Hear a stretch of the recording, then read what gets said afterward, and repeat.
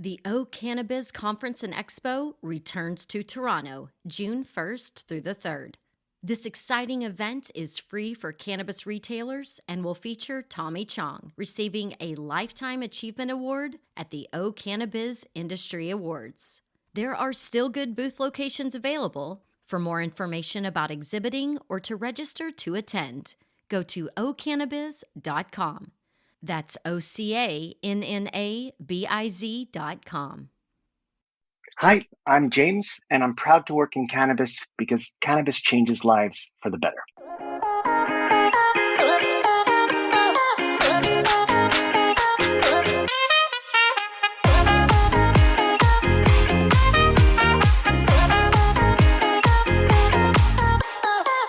Welcome to the Proud to Work in Cannabis podcast.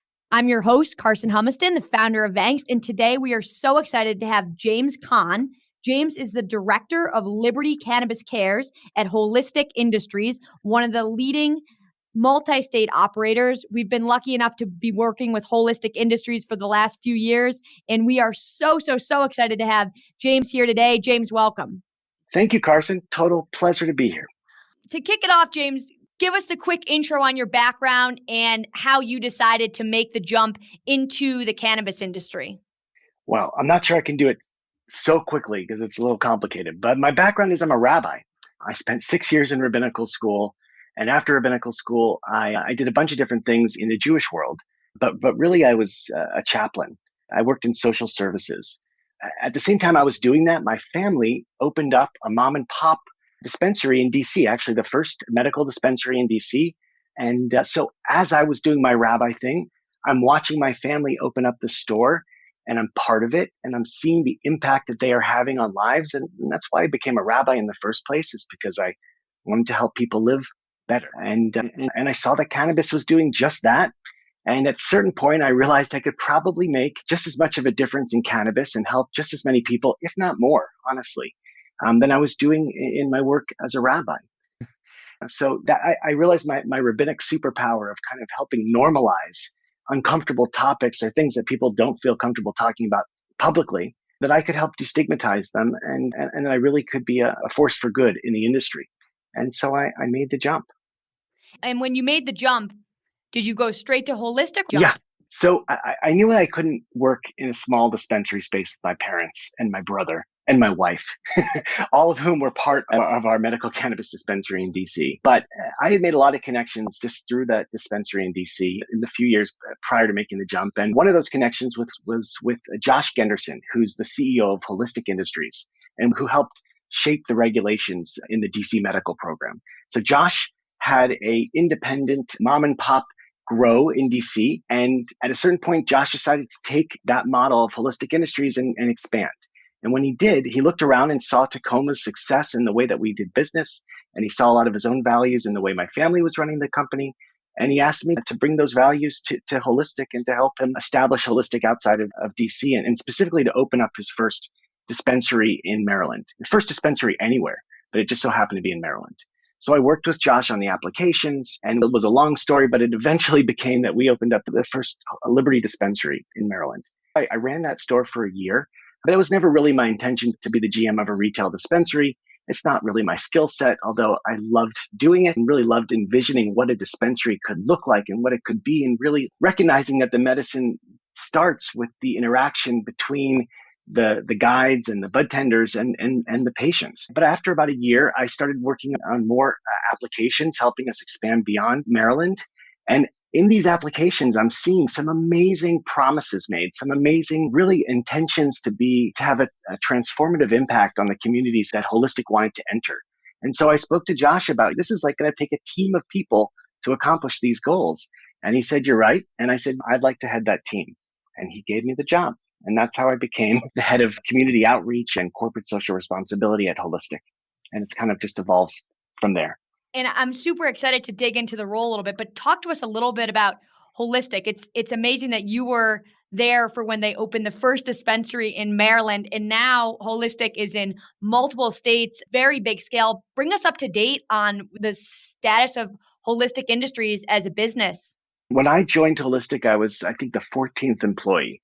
And I've been with the company for almost 4.5 years. And I think we just hit 800 employees. So it's been a wild ride. We're now in 9 states and the District of Columbia.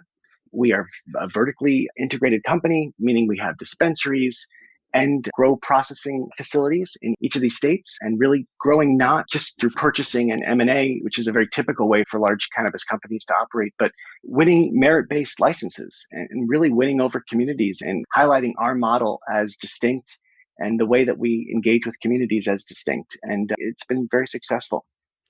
And the name of this podcast is Proud to Work in Cannabis. And I always joke that I don't hear very many people saying they're proud to work in oil and gas. There's so many industries where you just would never wear a t-shirt saying proud to work in cannabis. And when we think about the success of so many businesses, businesses are so mission driven, and it keeps employees and team members and communities all coming together and coming back every single day. Talk to us about the mission at Holistic and how you have been part of building such a mission driven organization from day one, and the impact that you believe leading from the mission from day one has impacted your career and Holistic success. Wow, great question. Big question. Well, first, let me just comment on your point that people are proud to work in cannabis. This is, I think, one of the things that I find most compelling about the industry. Very few people are working in a cannabis dispensary because they just love retail. And very few people are working in a cannabis cultivation facility because they love indoor windowless growing rooms. It's because they love cannabis. And they appreciate the impact, the transformative impact cannabis has on people's lives. So being able to leverage that in my work, trying to make an impact in these communities, it's just been easy. And it's been fun, and it's inspiring every day.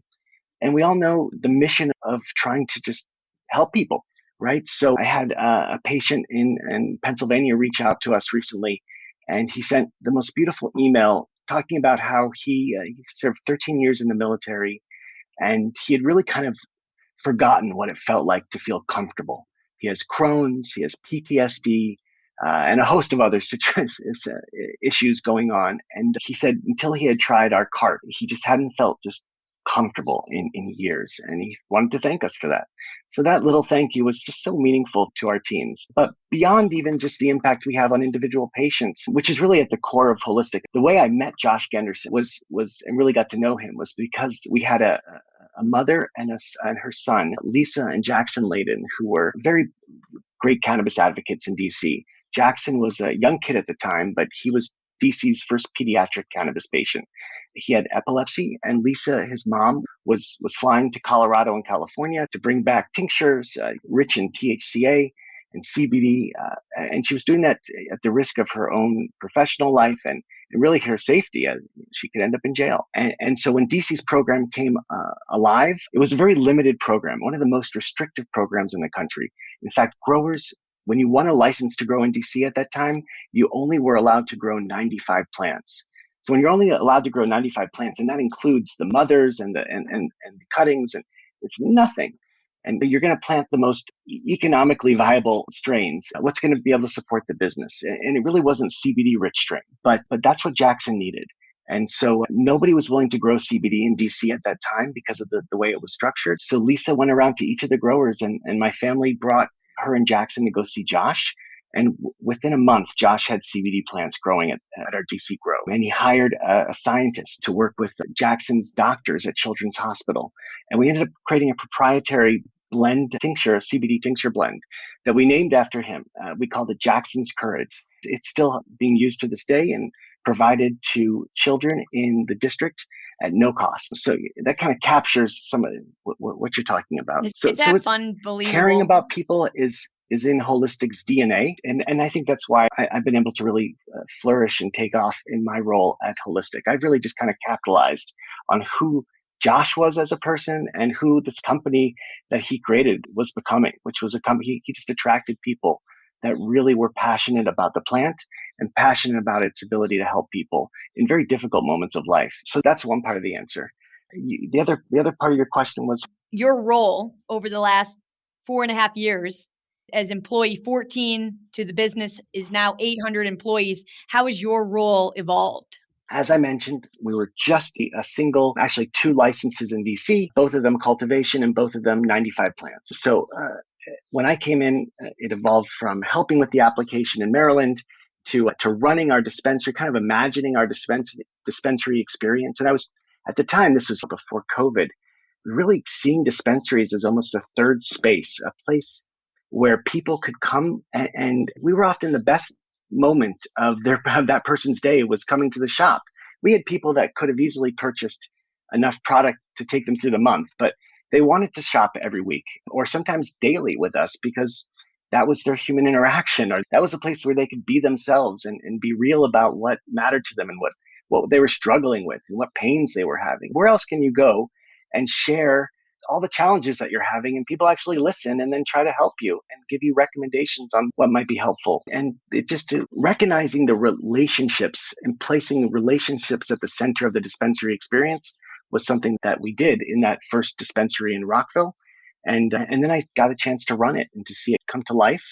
And if anyone's ever had the experience of opening up a dispensary in a community or in a state that had not had cannabis beforehand, it takes a lot of work trying to help the community feel comfortable and realize that the sky is not going to fall and that their teens will not be smoking joints more than they were before. And really that the best way to ensure the safety around cannabis is to regulate it. And that dispensaries are largely not associated with crime, and actually the opposite. So I got to run that shop, and then I transitioned to this role as director of community outreach. And really that was largely a pursuit job. I was really focused on going to communities that we were pursuing licenses in and talking to them and letting them know about the way that Holistic sets up community advisory boards, where we create a mechanism for stakeholders in the community to meet with holistic representatives on a regular basis to inform us of the challenges or concerns that the community is facing before they become like real problems. So let's say there's smell that's emanating from one of our grows. Well,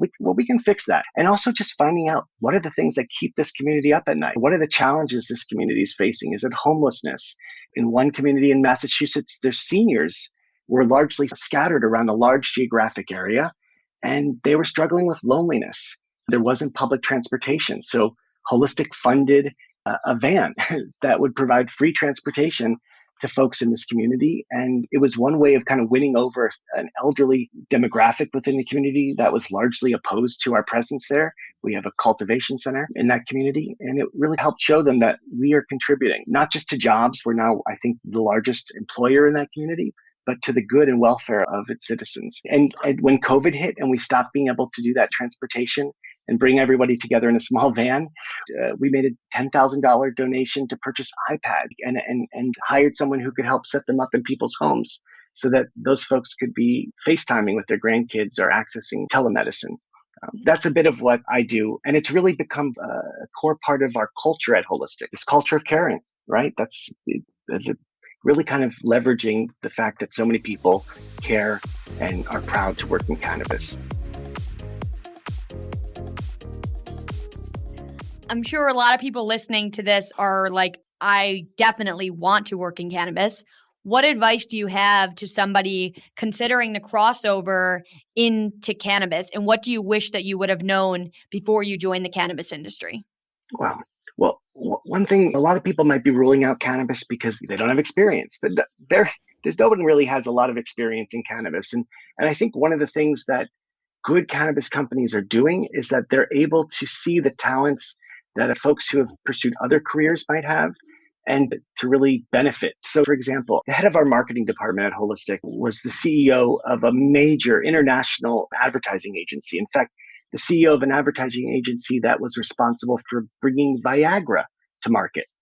And if anyone remembers life before Viagra, it was pretty taboo to talk about at the time, was referred to as impotent. And so this company recognized that impotence was a really loaded term.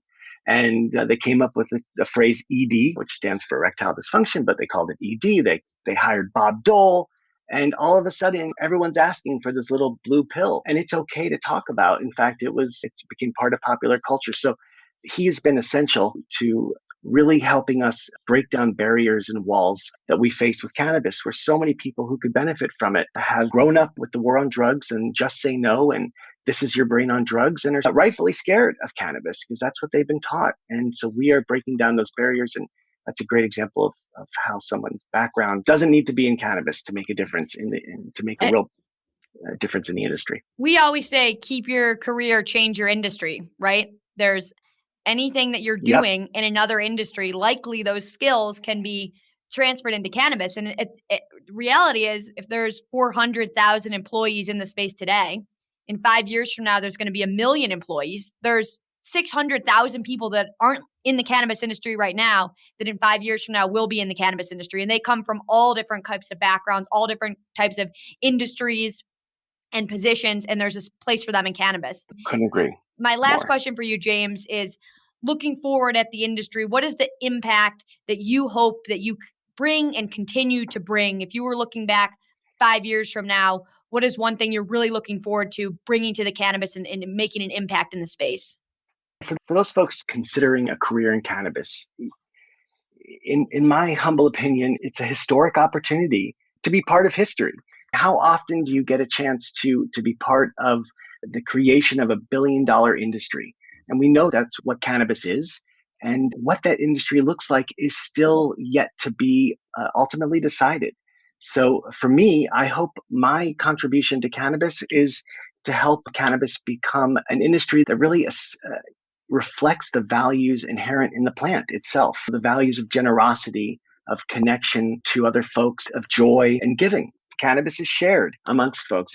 In my life, it's been a connector. How do we create an industry that really reflects the values of those plants? And how do we ensure that cannabis is a force for good, helping communities heal from damage done by cannabis prohibition, especially communities of color that suffered so significantly and unjustly from cannabis laws? I hope that I can make a difference in ensuring that cannabis is looked at, looking back 20 years from now, as a force for good. And for everybody listening that may want to join Holistic Industries, you can go to vanx.com and look up Holistic Industries. They have over 100 open positions across all different parts of their business. Amazing team. You'd have the chance to work with James. With that, James, Thank you so much for being on the show with us today. It was amazing to have you, and we're super excited to continue watching your journey and watching Holistic continue to grow. So thank you, James. Thanks, Karson. A pleasure, and I so appreciate what you guys do. And just thanks for having me on.